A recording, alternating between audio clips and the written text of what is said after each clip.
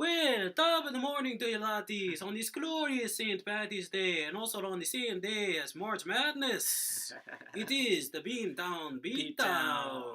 Matthew Barris here. Gabe Shamus also coming at you from Beantown. Yeah, I guess you people never heard of a black Irishman before. And of course, we're going to get it started with some nice watermelon Rita from Bud Light. Which the Irish would never drink, but that's beside the point. Oh yeah, exactly. I don't do hard liquor, but this is, and I had this a couple weeks ago too, man, and it is good. It is so good. Nice. And we're gonna get into some headlines. Yep, gonna get into some headlines. First and foremost, in case you people don't know, Paige 12 Gauge Vanzin from the UFC. She will be on this season's Dancing with the Stars. Oh, wow. Yeah. Fantastic. Yep. And, Chuck Liddell several seasons ago was on there, and he didn't do too well. I think he lasted like maybe 3 weeks, and he was out of there. Joining her will be Jodie Sweetin of Full House and the new Fuller House. Fuller House. Oh, fantastic. Yes. Yeah. Doug Flutie, former football player, is going to be on there. Actually, 2 current football players are going to be on there. One of them was the MVP for the Broncos in the Super Bowl this season. They're going to be on there. Gotcha. Marla Maples, Donald Trump's ex-wife. Oh, man. Yep. And last but not least, Geraldo Rivera is going to be on there. Yeah, so Rivera... Star-studded cast, I guess. Oh, yeah, I'm just going to watch for Geraldo and Paige. Mm-hmm. I mean, I don't do the voting thing. I think the voting thing is kind of a little bit of a hassle, text 215, whatever. But, but if Paige and Geraldo once Paige and Geraldo are done or gone, I'm done. Mm-hmm. I mean, I watch a little bit of Dancing with the Stars. That's mostly my mom's thing. So, But it is interesting that, like we keep talking about, there's all sorts of stuff where fighters are going on to do entertainment stuff, and entertainment is reaching in, to see like the fight world. So it's always fascinating. Well, yeah, because she also got the Reebok deal too. Paige, so good and point. She's a good fighter too. So right, good point. Yep, and also some sad news coming from Bellator. Kimbo Slice and Ken Shamrock tested positive for banned substances for their fight a few Bellators ago, and and let me just they didn't specifically say what it was. Of course, it's steroids. I mean, it has to be steroids, but Shamrock, not too surprised. Even back in the old UFC days, there were some stories about him, how he took steroids and then he cheated the test. He actually tested positive in one of his fights like 3-4 years ago. Oh, man. Yeah, but nothing could have helped him beat Royce Gracie that night except the time machine. As for Kimbo Slice, deeply, deeply disappointed. I mean, he looks like the type of person that wouldn't take steroids or whatever, but deeply disappointed in him. Still a fan of his, just disappointed. And, in fact, a little update on his opponent, Dada 5000, a couple weeks. This happened actually last week when we didn't do the show because I was out sick with a cold. Right. But Dada 5000 is out of the hospital. He's doing well. And let me tell you something. If I'm Dada 5000, I would march right into Scott Croker's office and say, give me my rematch. That guy tested positive. I want a rematch. Right, totally. Exactly. And last but not least, UFC Fight Night is this weekend on Saturday on Fox Sports 1. The main event, actually this takes place in Brisbane, Australia, where Holly Holmes beat Ronda Rousey. Oh. And the main event is Frank Mir versus Mark Hunt, 2 heavyweight legends, and both are coming off losses. So I gotta say, whoever loses this fight is probably out of the UFC. I mean, I think Frank Mir needs this win more than Mark Hunt does, especially Hunt coming off that loss to Nogueira in November.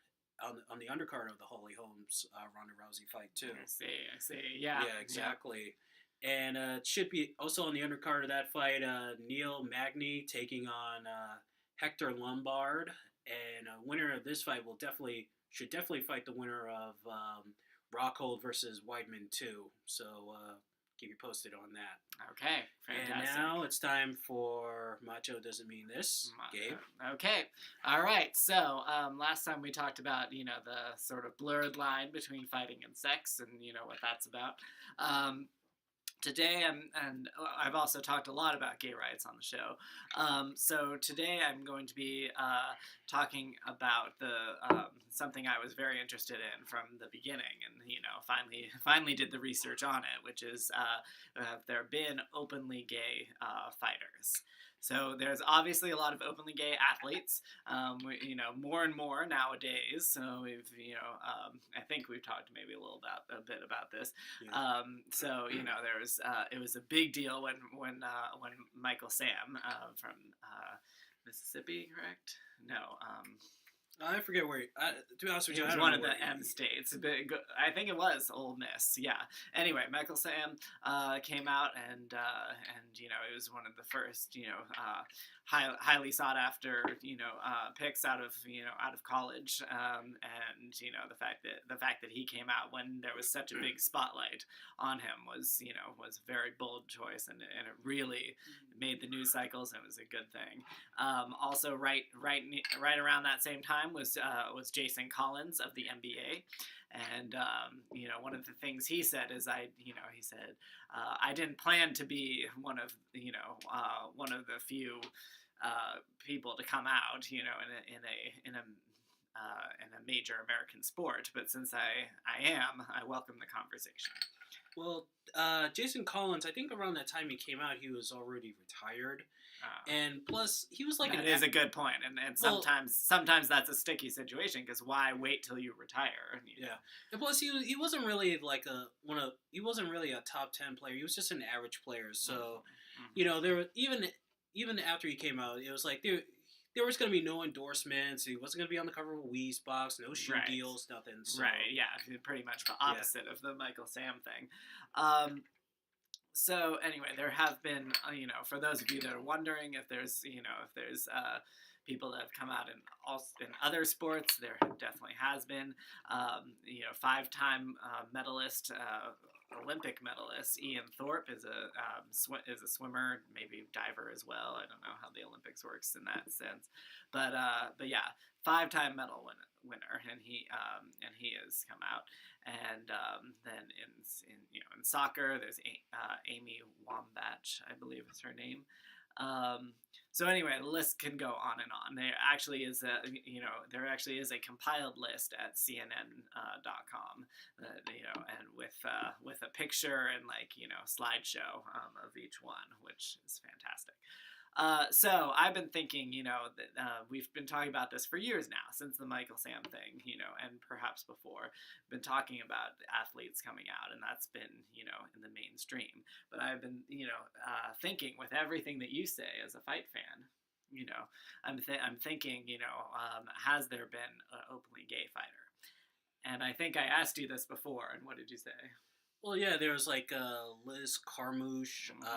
So that's what I was going to get to, is that, one of the first, it's either second or third woman overall to fight in a major UFC event is Liz Carmouche, and she fought against Ronda Rousey. And so she is known as the first openly gay female in the UFC. And there's a interview I saw of her on the HuffPost where she is talking about that, and she used to be in the military as well. Mm-hmm. And it was a lot of great questions that the interviewer asked her, and one of them was, would you have been able to would it have been harder to come out in the military, or was it harder to come out in the UFC, as a fighter and an athlete? And so she said that, given that she was there during Don't Ask, Don't Tell, that was a whole different thing. And of course, she celebrated with everyone else when Don't Ask, Don't Tell was repealed, 2010. She said that since she was there before that, it would have been much harder to come out in the military. And she said that it also differs from platoon to platoon, from your different groups. And she said, unfortunately, she was in a company that was very homophobic, and they weren't really hiding that. But other colleagues of hers were in a more accepting company, and they were able to sort of make it known, if not actually come out during that time. So anyway, given that, she said that it was a lot easier in the UFC, and she says she's felt very accepted.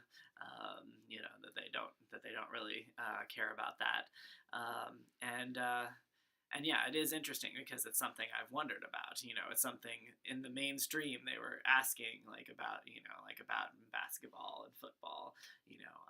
It's a macho sport. Would they be able to accept a gay, especially a gay man, right?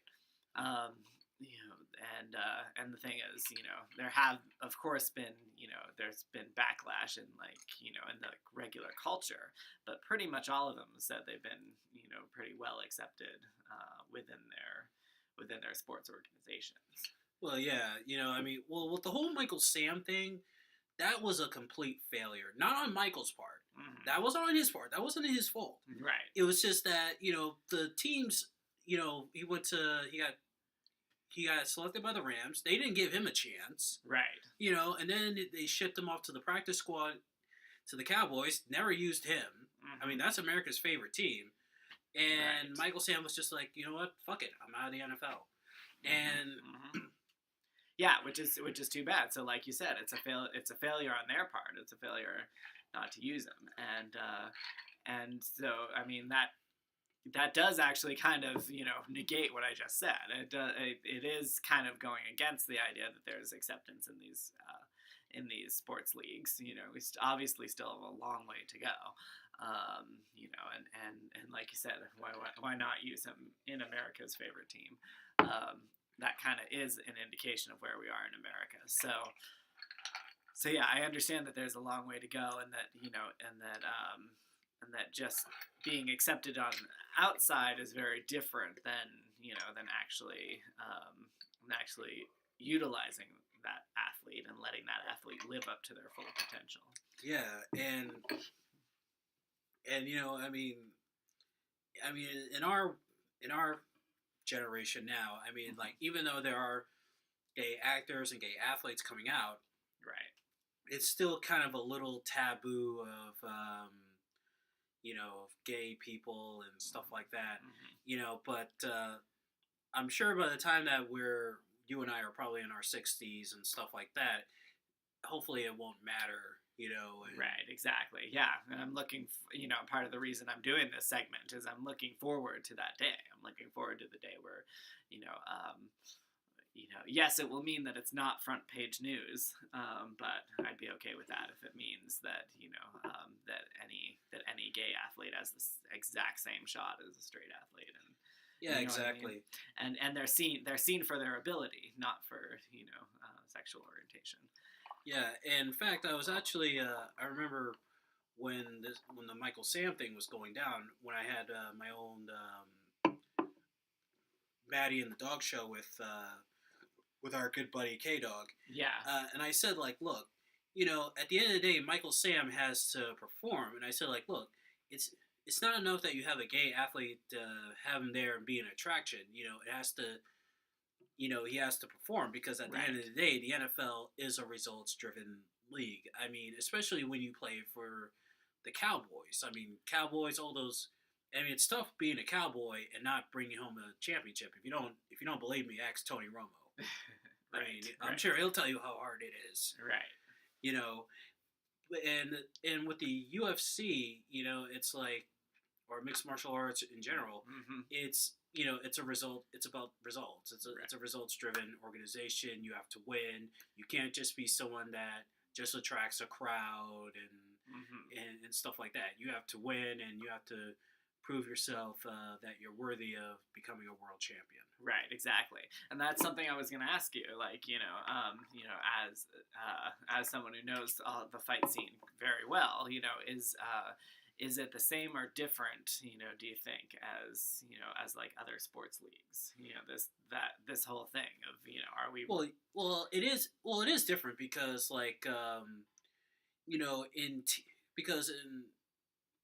because with these team sports, baseball, football, basketball, right? It's you're as you win as a team and you fail as a team, and it kind of reminds me of this thing D.L. Hughley said several years back. He says everybody wants to be a team when they're winning. Because like when you win, it's like, yeah, we won, yeah. Exactly, and then when you lose, you're going for it. Yeah, but it's like if you lose, then it's like, well, the coach did a bad play. This guy wasn't playing defense. This guy didn't make the last shot. Right. But with it's easy to blame everybody. You can blame your teammate. You can blame your coach. Right. You can blame sometimes the general manager, the front office. They take the heat for bringing in players. But then, with combat sports, boxing, kickboxing, MMA, it's one-on-one. Yes, you have trainers there. You have trainers there that help you prepare. They can help you when you slip in a fight, help you get back on track. Exactly. But at the end of the day, you win alone and you lose alone. Right, exactly. And you have nobody to blame but yourself. Yep. And that's except for the judges. Except for the judges, because judges, sometimes they fuck up. Right, exactly. Yeah. But yeah, for the most part, that's got to be a huge burden. So I can understand that. So anyway, there's Liz Carmouche, and then also, when we talked about this before, you said you thought that there was a gay guy in boxing, but you couldn't quite remember his name. So I looked all of that up.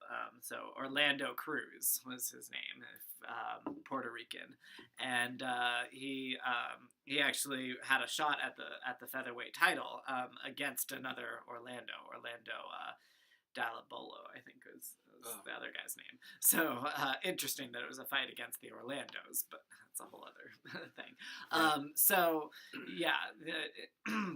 And he was, they said that was an article from 2013 that I was reading, and they said that it also has made national buzz and things like that. And the commissioner was saying, that I think is. It was very different, even a decade, 2 decades ago, but the world has changed and has changed for the better. And we have in boxing also want to be part of that. We want to be on the right side of that. Well, yeah, exactly. I mean, it took a long time for female boxers to get accepted, True. To be, I mean, when you thought of female boxing, of course the first thought was like some women put on the gloves and doing all this and not accurately throwing punches like in some redneck country bar in some country bumpkin place. Right. But now, thanks to the Christy Martins, the Holly Holm, and Layla Ali's of the world, they were able to make it acceptable. Exactly. Good point. And then obviously that's actually something that Liz said. Liz Carmouche, now first openly gay woman on there. She said that she's also kind of standing on the shoulders of other women like that came before her. So it's a very good point. It's a very important point. The other point that I was going to make is something that I heard on the nightly show, Comedy Central. There's the Daily Show. It's been on for decades, and now there's the nightly show as well. And they had a sort of discussion about. I think it was something about gay rights and whatnot. So it wasn't actually about like athletes, but then someone brought up the whole gay athletes thing, and they said the thing is, no offense to the ladies. This one guy was saying, no offense to the ladies, the gay ladies, but I think that a lot of it is about aggression, is about masculinity. So so it's a lot easier to accept the women into that because the perception is if she's a lesbian that she can be more aggressive and more masculine, and so therefore that's going to help her in in the fight, in the ring, on the field, whatever it is, and whatever sport she's in. Okay, well then what does that make Gina Carano, Holly Holm, and Ronda Rousey? They're not lesbians. True, but so I mean, like you said, we had to accept.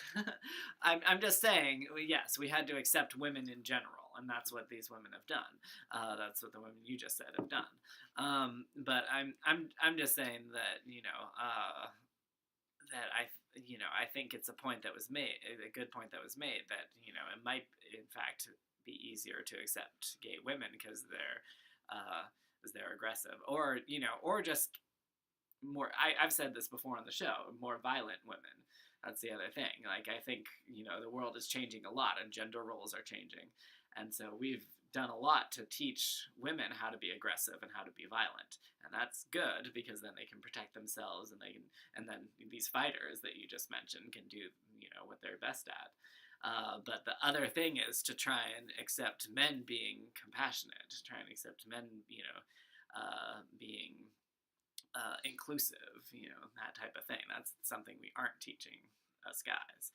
So anyway, I think that that it actually is a bigger leap to then accept gay male athletes. So, like you said, they didn't want to bring out Michael Sam when they really should have. And Jason Collins didn't come out until after he was out the door. I mean, which he really it would have been a much better story to see what happened if he came out before then. Anyway, Orlando Cruz is one of those that has that seems to have really stepped up to the plate and has proven that that it's just about it is about his fighting ability. You know what I mean? And that's what the commissioner said. The commissioner said that I think people don't care anymore about their sexual orientation. I think it's about can he throw a punch? Well, yeah, exactly, and. Like I said, I mean, in our lifetime right now, I mean, right now, it's, like I said, it's still a taboo, but like I said, by the time, like, we're in our 50s and stuff like that, maybe, the world will have changed for the better. Right, exactly, exactly. I guess that's one thing I want to ask you. Do you think that that it's from gay men being seen as more feminine? Do you think that's part of the roadblock to accepting them in sports? Yeah, that sort of is. Especially when when you go on the, when you watch TV and stuff, when you watch The Simpsons or Family Guy or whatever, or any comedy show, they always make the jokes about the gays, and they're doing singing Broadway show tunes and right. doing jazz hands and stuff like that. But I mean, that is sort of getting in the way, but it's like, but I think there's been less of those stereotypes though, as we've seen more different types of gay people. Like, there's been exactly. Gay politicians, there's been gay athletes, all this stuff. Well, yeah, exactly. Exactly. So, that is breaking down the stereotypes. Right. But, like I said, it's still a mountain we gotta climb over, and, hopefully, we'll get there someday. We'll just get there someday that hopefully it won't matter. Exactly. And, it's, that's, unfortunately for right now, it's the way the ball bounces, as they say. Mm-hmm.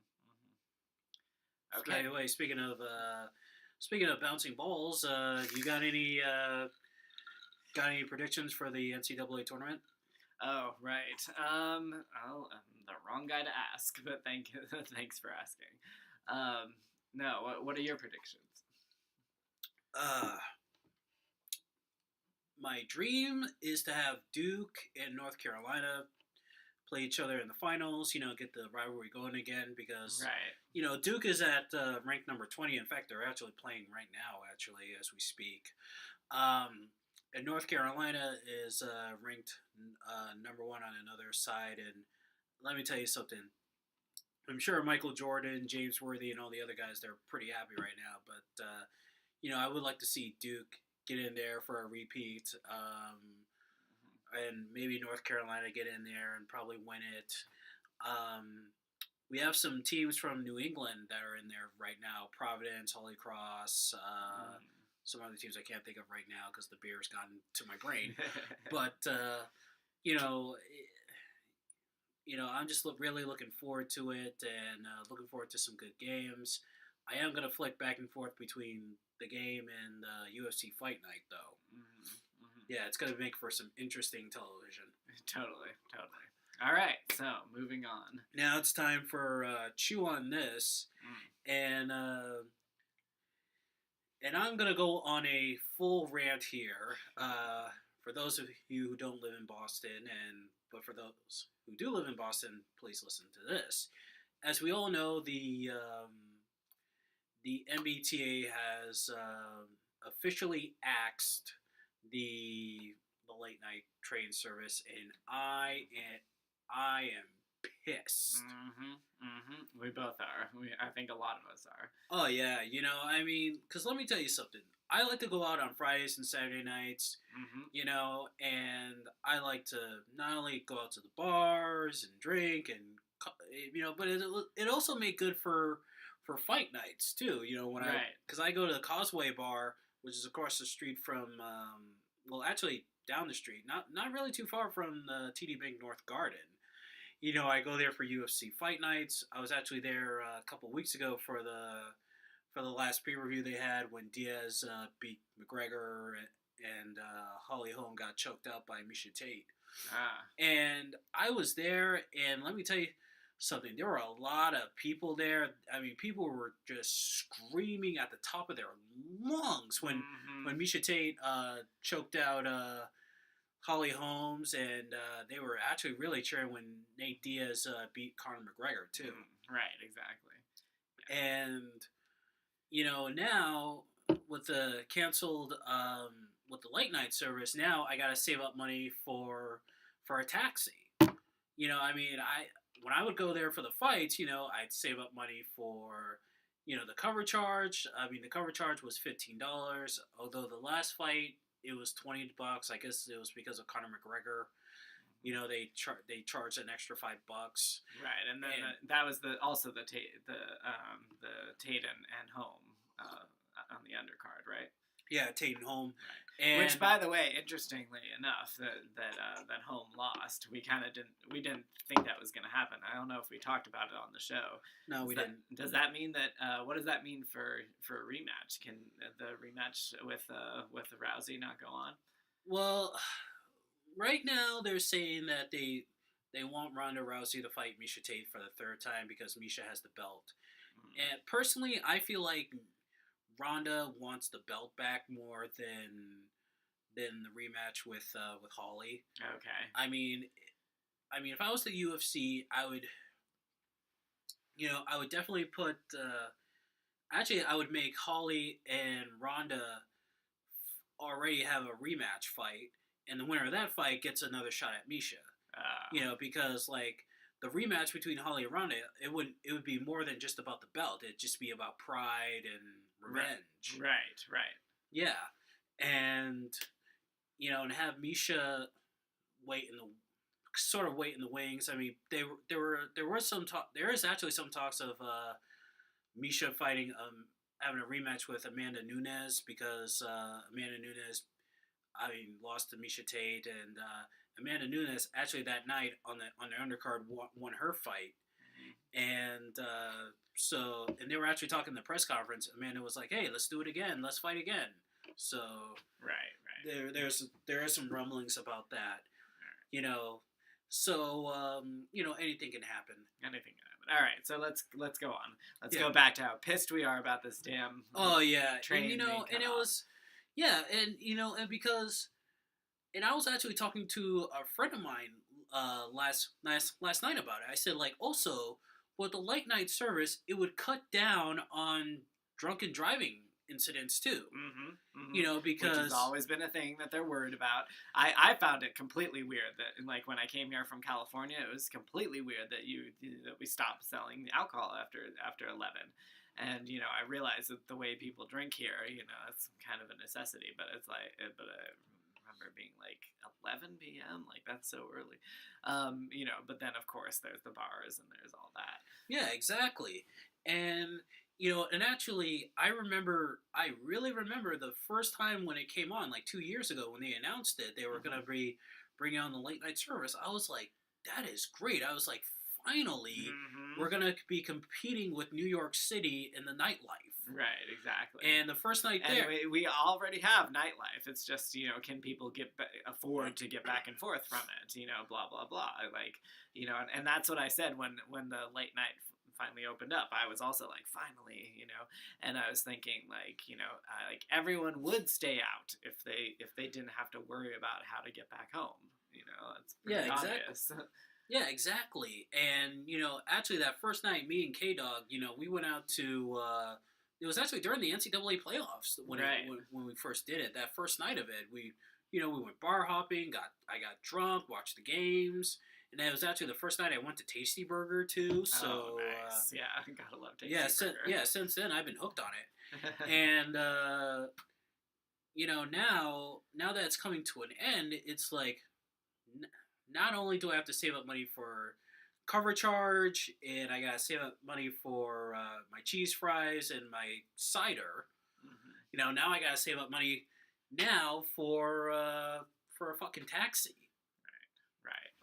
Or Uber, but I mean, it's one of those things where I like what Uber's doing, but I don't like that that something like this is going to make us have to rely on them more. Those of us that will rely on them, Yeah, exactly.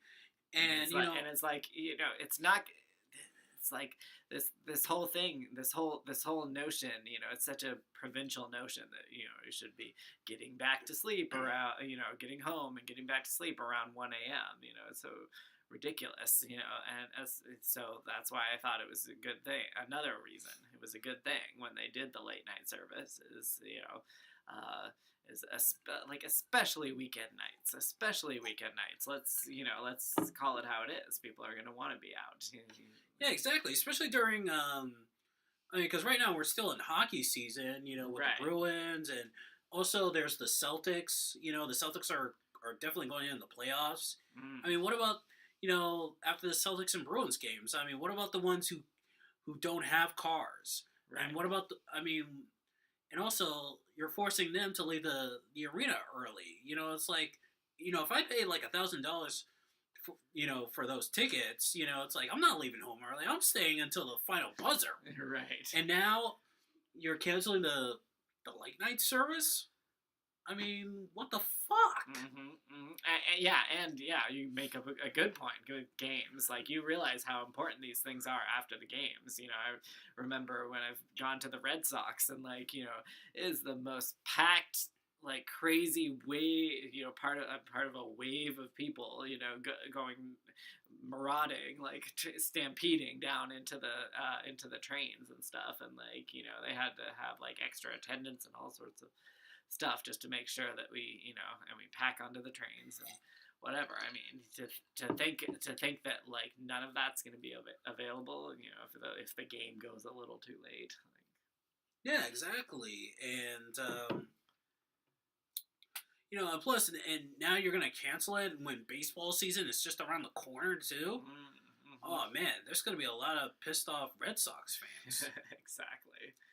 And, of course, the last night for the late night train service is just tomorrow, and tomorrow, me and my friend K Dog, we actually decided, like, you know what, we're gonna do it for the last time.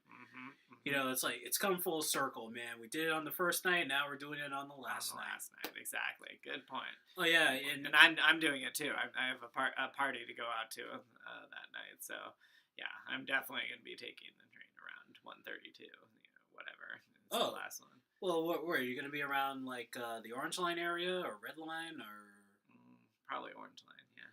Well, like, I know one of the last trips for me and the dog are going to be, like, we're gonna be in like the Tasty Burger in Harvard Square, which is where I went to. So if if you're ever around that area, I mean, we'll probably be there around late night. But if you're ever around that area, hey man, come on by the Tasty Burger, man. Okay, yeah. Yeah, and I mean, I'm gonna be getting drunk, watching the games, and the NCAA games. In fact, that's gonna start actually a lot early. I mean, because I'm gonna go to TGI Fridays, the one in Roxbury, that's up the street from Roxbury Crossing. Don't worry, we still got time.